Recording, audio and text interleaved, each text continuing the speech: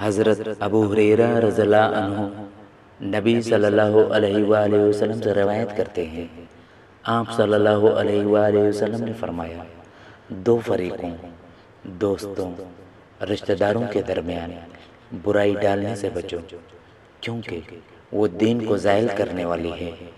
حضرت عبداللہ بن عمر رضی اللہ عنہما بیان کرتے ہیں کہ ہم رسول اللہ صلی اللہ علیہ وآلہ وسلم کی خدمت میں بیٹھے ہوئے تھے۔ آپ نے فتنوں اور آزمائشوں کا ذکر فرمایا اور بہت تفصیل سے بیان کیا، حتیٰ کہ آپ نے احلاس کے فتنے کا بھی ذکر کیا۔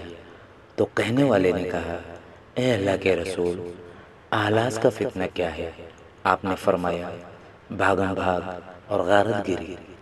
پھر اسد و فراخی یعنی مال و زر کا فتنہ آئے گا، جس کا ظہور میرے اہل بیت کے ایک فرد کے پاؤں تلے سے ہوگا۔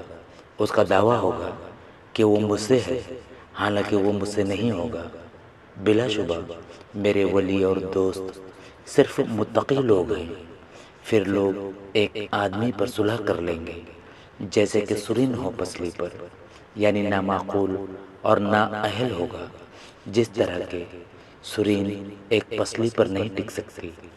پھر ایک فتنہ اٹھے گا، گھٹا ٹوپ اندھیرا، اس امت میں سے کوئی نہیں بچے گا مگر اسے اس کا تماچا پڑ کر رہے گا۔